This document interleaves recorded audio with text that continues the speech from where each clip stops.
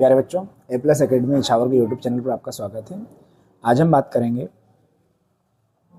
Chapter 7 एक साम्राज्य की राजधानी विजयनगर। ये एमपी बोर्ड 2026 के लिए विषय आर्ट में हिस्ट्री विषय के लिए वेरी इंपॉर्टेंट ये वीडियो रहने वाली है। ये आपका विजयनगर जो बताया गया है इसमें 7 अंक के आएंगे इस पेपर में 2026 के में। इसमें बताया गया पहला क्वेश्चन, हरिहर और बुक्का ने किस राज्य की स्थापना करी। ये दो भाई थे, पहली बात तो ये बता रहे हैं अपन। ये क्या थे? हरिहर और बुक्का दो भाई थे। इन्होंने पूछा गया किस राज्य की स्थापना की थी। हरिहर और बुक्का ने विजयनगर राज्य की स्थापना की थी। कौन से नगर की? विजयनगर राज्य की स्थापना की थी। ये ऑब्जेक्टिव पूछा जाता है। इसके बाद दूसरा, देवराज द्वितीय किसकी बात हो रही है? देवराज द्वितीय के शासनकाल में आए दो विदेशी यात्री। तो उन दो विदेशी यात्रियों के नाम लिखना है। तो उनका नाम था पहला जो कि इटली से आया, निकोलो दे कांती। दूसरा ईरान से आया था, अब्दुल रज्जाकार। ये दो यात्री थे। इसके बाद तीसरा, तालीकोट का युद्ध कब और किस किस के मध्य हुआ। ये 2023 में आया हुआ प्रश्न है। तालीकोट का युद्ध कब और किस किस के मध्य हुआ। तो यहाँ तालीकोट का युद्ध जो है 1565 ईस्वी में विजयनगर के प्रधानमंत्री, किसकी बात हो रही है? विजयनगर के प्रधानमंत्री रामराज और दक्षिण मुस्लिम रियासतों के संग लड़ा गया, यानी इन दोनों के मध्य हुआ था। किसके बाद? विजयनगर का जो प्रधानमंत्री थे रामराज और दक्षिण की मुस्लिम रियासत के मध्य लड़ा गया युद्ध था। इसके बाद प्रश्न क्रमांक चौथा आया है आपका, हम्पी के भग्नावशेष कब और किसके द्वारा प्रकाश में लाए गए। कब और किसके द्वारा? तो हम्पी के भग्नावशेष को प्रकाश में लाने का महत्वपूर्ण कार्य 1800 ईस्वी में किया गया था। कब किया गया था? 1800। ये ओटी बनेगा आपका। क्या बनेगा? 1 नंबर का ओटी बनता है यहाँ पर। 1800 ईस्वी में एक अभियंता एवं पुराविद कर्नल कॉलिंग मैकेंजी द्वारा लाया गया। कर्नल कॉलिंग मैकेंजी द्वारा इसको प्रकाश में लाया गया। प्रकाश यानी सभी के सामने लाना। इसके बाद अगला क्वेश्चन नंबर 5वां, नगलपुरम नामक उपनगर किस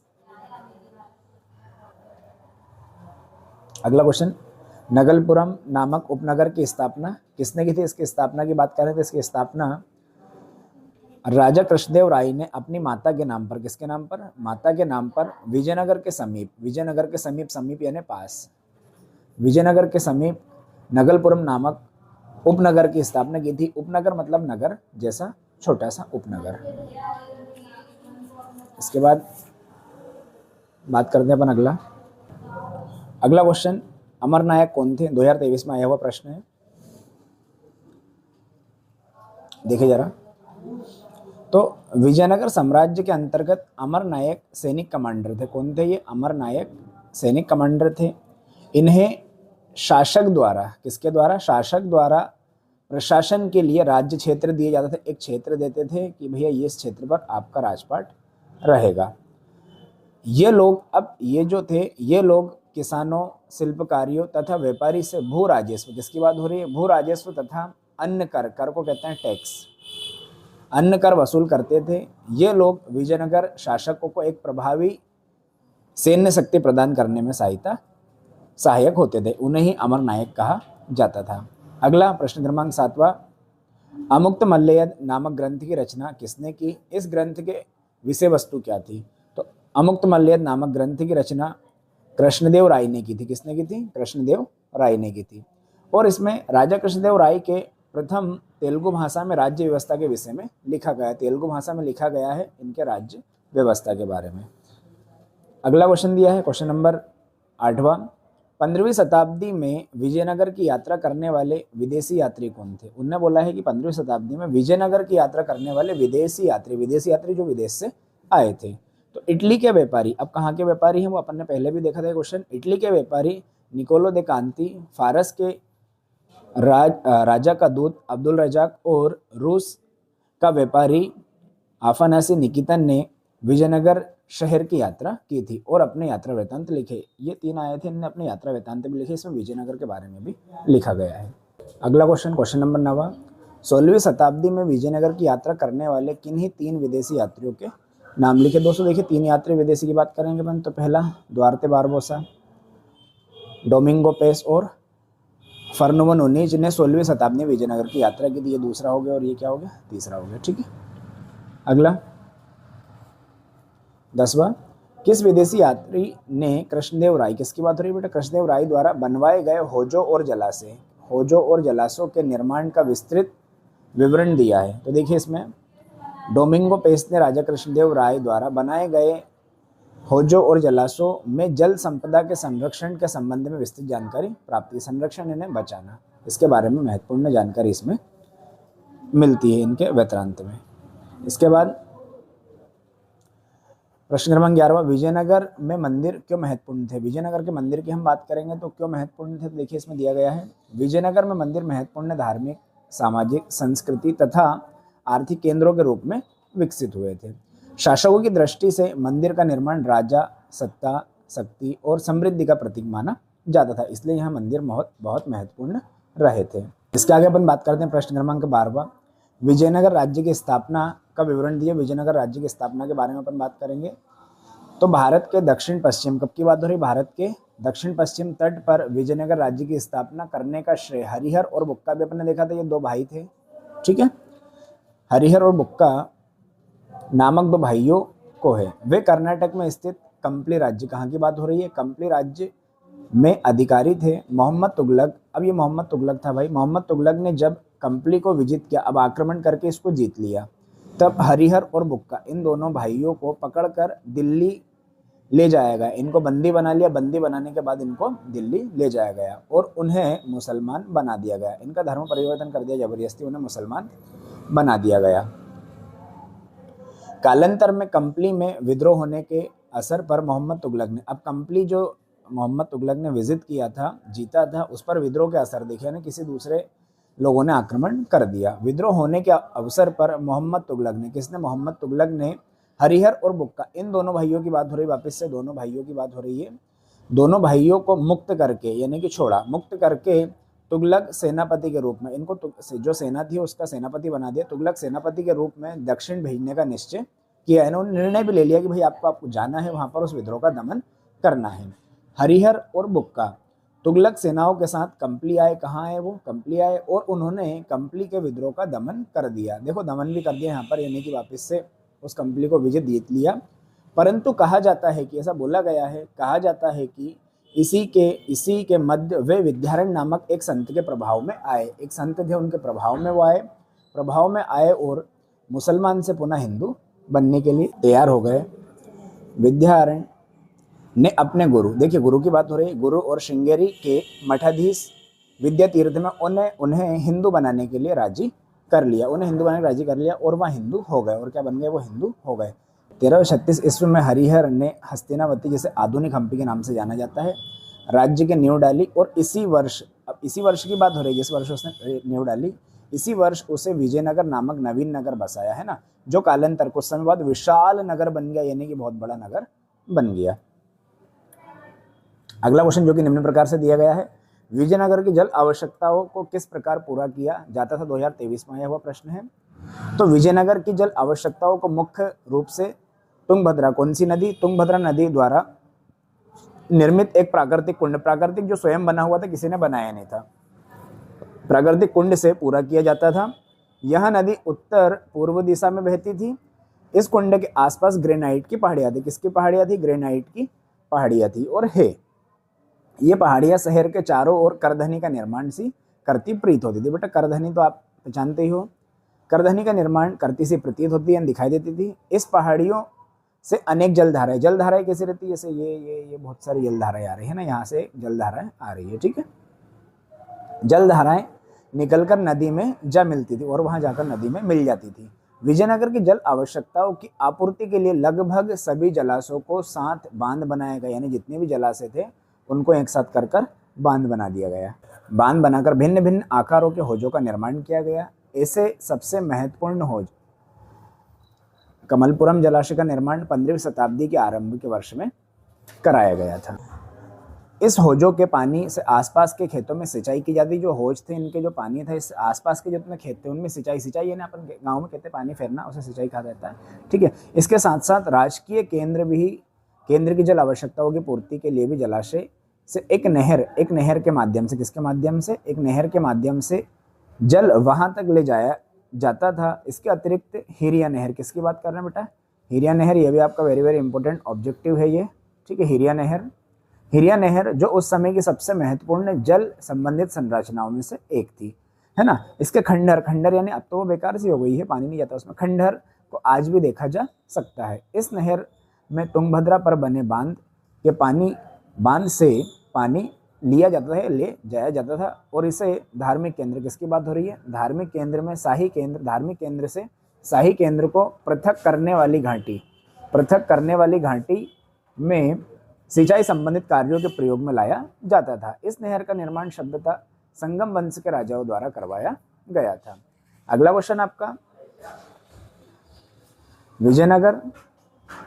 विजयनगर साम्राज्य में कृषि क्षेत्रों को किलेबंद भूभाग में क्यों समाहित किया जाता था, स्पष्ट करना है। किलेबंद भूभाग की बात कर रहे हैं, इसको स्पष्ट करना है, क्यों समाहित किया जाता था, ठीक है।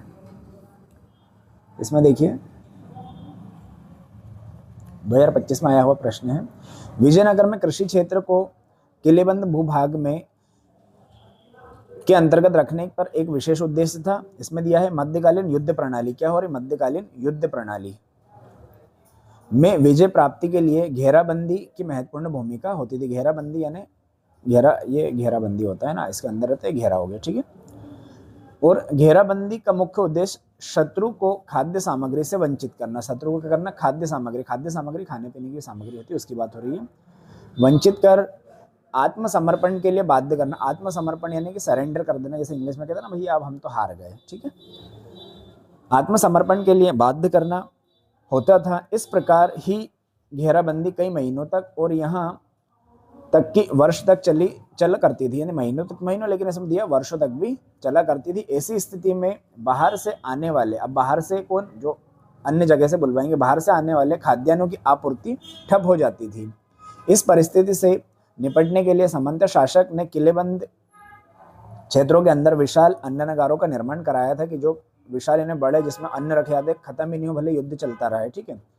और इससे अनेक लाभ थे, और उसके लाभ भी बहुत सारे थे। इसके परिणाम स्वरूप खेतों में खड़ी फसलें शत्रु की विनाश लीला से बच जाती थी, यानी कि भाई खड़ी फसलें हैं वो विनाश लीला से बच जाती थी, इनका विनाश नहीं होता। और स्थानीय जनता को अनाज की उपलब्ध हमेशा बनी रहती। उपलब्धियां यानी कि भले कुछ भी युद्ध हो जाए तो भी आपके पास अनाज बचा रहेगा, बनी रहती थी। घेराबंदी के दौरान जनता को भुखमरी यानी कि भूखे मरना होता है, भुखमरी से बचाया जा सकता था। खेतों के किलेबंद क्षेत्रों के होने के कारण शत्रु की खाद्यान्न आपूर्ति संकट में पड़ जाती, क्योंकि अपना तो घेराबंद हो गया तो अपने यहाँ तो शत्रु आएगा नहीं, लेकिन उसकी शत्रु की खाद्यान्न आपूर्ति संकट में पड़ जाती थी और इसे विवश होकर घेराबंदी हटानी पड़ती थी। यंत्र किलेबंद क्षेत्र में कृषि क्षेत्र को रोकने के कुछ नुकसान भी थे, जैसे कृषि क्षेत्र को किलेबंद क्षेत्र में रखने की व्यवस्था बहुत महंगी थी और राज्य को इस पर ज़्यादा धनराशि यानी पैसा, व्यय यानी खर्चा करना पड़ता था। दूसरा दिया गया है, घेराबंदी की स्थिति में कृषि के लिए आवश्यक बीज, उर्वरक आदि को बाहर के बाजारों से लाना प्रिय कठिन हो जाता था, क्योंकि आसपास क्या होता था, घेराबंदी होती थी। अगला क्वेश्चन नंबर 15, विजयनगर स्थित विरूपाक्ष मंदिर की 3 विशेषताएं लिखिए। 2024 में आया हुआ प्रश्न है, वेरी वेरी इंपॉर्टेंट क्वेश्चन, संभावित प्रश्न कहा जा सकता है। इसमें पहला दिया है, विजयनगर में विरूपाक्ष मंदिर का निर्माण अनेक शताब्दियों में किया गया था। इसमें सबसे प्राचीन मंदिर का निर्माण 9वीं और 10वीं शताब्दी में किया गया था। 9वीं और 10वीं शताब्दी की बात करेंगे, सबसे प्राचीन मंदिर का निर्माण इसी शताब्दी में किया गया था। दूसरा, विरूपाक्ष मंदिर परिषद के मुख्य मंदिर के सामने बने हुए भव्य मंडप यानी बड़ा मंडप था, को बारीकी से उत्कीर्ण स्तंभों को सुसज्जित किया गया था। उसके जो स्तंभ थे उनको बारीकी से उत्कीर्ण और सुसज्जित किया गया था, सजाकर रखा गया था। अगला, विरूपाक्ष मंदिर परिषद में स्थित सभागारों का प्रयोग विविध प्रकार के कार्यों के लिए किया जाता था। ये 3 पूछा गया था, विशेषता बतानी, अपन ने विशेषता बता दी। अगला, विजयनगर साम्राज्य की अमरनायक प्रणाली 2024 में आया हुआ प्रश्न है। अमरनायक प्रणाली विजयनगर साम्राज्य एक प्रमुख राजनीतिक प्रणाली कहा जा सकता है इसे। इस प्रणाली के अनेक तत्व दिल्ली सल्तनत की इक्त प्रणाली के लिए भी जाना जाता है। इसमें बात करेंगे अपन, विजयनगर साम्राज्य के अंतर्गत अमरनायक सैनिक कमांडर थे। ये 2 अंक वाले प्रश्न में अपन ने किया है कि एक सैनिक कमांडर थे। इन्हें शासक द्वारा, किसके द्वारा, शासक द्वारा प्रशासन के लिए राज्य क्षेत्र दिए जाते थे और ये लोग क्या करते थे, शिल्पकारी, व्यापारिक और इन लोगों से भू राजस्व तथा अन्य कर जो भी और अदर टैक्स थे वो वसूलते थे। और ये लोग अपने पास घोड़े और हाथी का दल रखते थे। किसका, घोड़े और हाथी का दल रखते थे। इनके रखरखाव के लिए ना, उनके खाने पीने के लिए लोग राजस्व कर आदि में से कुछ भाग अपने पास रखते थे। ये लोग विजयनगर के शासक को एक प्रभावी सैन्य शक्ति प्रदान करने के लिए सहायक होते थे। इन अमर नायकों की सैन्य सहायता के परिणाम स्वरूप विजयनगर के शासक पूरे दक्षिण प्रायद्वीप पर आसानी से नियंत्रण करना सफल हो पाया था। प्रश्न क्रमांक 17, कमल महल के विषय में आप क्या जानते हैं, संक्षेप में बताइए। नहीं, कमल महल के बारे में बताना। कमल महल क्या था, जिसे लोटस महल, इंग्लिश में लोटस महल के नाम से भी जाना जाता है। विजयनगर में शाही केंद्र में कई सुंदर महल और भवन थे। इनमें सबसे अधिक सुंदर भवन में लोटस महल था। कौन सा था, लोटस महल, जिसे कमल महल के नाम से जाना जाता था। इस महल का नामकरण, किसी भी चीज़ का नामकरण किस प्रकार होता है, तो इस महल का नामकरण उसकी सुंदरता और भव्यता से प्रभावित होकर अंग्रेज यात्रियों ने किया था। इसका जो नामकरण किया था कमल महल का, अंग्रेज यात्रियों ने किया था। कमल महल में 9 मीनारें बनी हुई थी। कितनी मीनारें, 9 मीनारें, जैसे 1 2 3 4 5 6 7 8 और एक ये 9 मीनारें। ठीक है, 9 मीनारें बनी हुई थी। बीच में एक सबसे ऊंची मीनार थी, यानी सेंटर की जो है, इसको ऊंची ले लो, ऊंची मीनार थी। शेष 8 मीनारें उसकी भुजाएं थी। शेष 8 मीनारें क्या थी, उसकी भुजाएं के साथ बनी थी। इस महल को देखने से स्पष्ट होता है कि यह महल की मेहराबों में इंडो इस्लामी, कौन सी, इंडो इस्लामी तकनीकी का प्रयोग, लिख लेना, इंडो इस्लामी तकनीकी का प्रयोग किया गया था। इस महल का स्थापन विजयनगर के शासकों की धर्म सहिष्णुता नीति के परिचय देते थे। यह महल निर्माण किस परियोजना के लिए किया गया था, इसलिए अभी तक एक मत नहीं है कि ये क्यों बनाया गया था। इस संदर्भ में कर्नल मैकेंजी द्वारा बोला गया है कि एक मानचित्र दर्शाया गया था। उसमें सुझाव यह मिलता है कि एक मानचित्र का सुझाव यह मिलता है कि इस सभ्यता एक परिषद भवन था। क्या था, एक परिषद भवन कहा जा सकता है, जहां राजा वो अपने परामर्शदाताओं के साथ बैठकर विचार विमर्श करते हैं, जैसे meeting hall, MEAT, meeting hall भी इसे कहा जा सकता है। ऐसे कमल महल की बात करें, जैसे ये अपन कमल ये बना दिया। अब ये तो अपना मेन हो गया, जैसे सेंटर क्या था और ये साइड में क्या थी, उसके मीनारें मान लेना। ठीक है, उदाहरण के लिए। अगला आपका आखिरी क्वेश्चन, प्रश्न क्रमांक 18, हम्पी की खोज के संबंध में एक संक्षिप्त टिप्पणी लिखिए। हम्पी की खोज के बारे में बताना है। तो देखिए जरा, हम्पी के भग्नावशेष 1800 ईस्वी में एक अभिनेता द्वारा पुरावृत्त कर्नल कॉलिंग मैकेंजी द्वारा प्रकाश में लाए गए थे। कर्नल कॉलिंग मैकेंजी जो कि क्या थे भैया, ईस्ट इंडिया कंपनी में कार्यरत थे, वर्क कर रहे थे, जॉब करते थे ईस्ट इंडिया कंपनी में। कहाँ पर, ईस्ट इंडिया कंपनी में जॉब करते थे। इस स्थान का पहला सर्वेक्षक मानचित्र इन्होंने तैयार किया था। इनके द्वारा प्राप्त आरंभिक जानकारी, जो प्रारंभ में हमें जानकारी मिली है, विरूपाक्ष मंदिर, किसकी बात कर रहे हैं अपन, विरूपाक्ष मंदिर तथा पंपा देवी के पूजा स्थल के पुरोहितों की स्मृतियों के आधार पर जानकारी हमें प्राप्त हुई थी। कालांतर कुछ समय बाद 1856, कब की बात हो रही है, 1856 ईस्वी में छाया चित्रकारों ने यहाँ के भवनों के चित्र संकलित किए, यानी कि उसके भवन के चित्र वगैरह निकाले, उन्होंने संकलित किए और संकलित करने आरंभ किए। इसमें शोधकर्ता अपना अध्ययन कर पाए, शोधकर्ता ये थे अपना अध्ययन कर पाए। और 1836 ईस्वी से ही कुशल अभिलेखकर्ताओं ने यहाँ के भवनों और मंदिर, किसकी बात हो रही, भवनों और मंदिर से अभिलेखों की खोज प्रारंभ कर दी थी। हम्पी के भग्नावशेषों के अध्ययन में पूर्ववादी द्वारा विदेशी यात्रियों के वेदांत, विदेशी यात्रियों क्या होते हैं, वेदांत तथा तेलुगु, कन्नड़, तमिल और संस्कृत में लिखे गए साहित्य से प्राप्त स्रोतों का मिलान किया गया, यानी सभी को मिलाया गया। इससे विजयनगर साम्राज्य के इतिहास में पुनः निर्माण महत्वपूर्ण भूमिका रही थी। तो आज के लिए इतना ही। कमेंट करके अपने विचार जरूर रखें कि ये वीडियो आपको कैसी लगी। मिलते हैं अगली वीडियो में।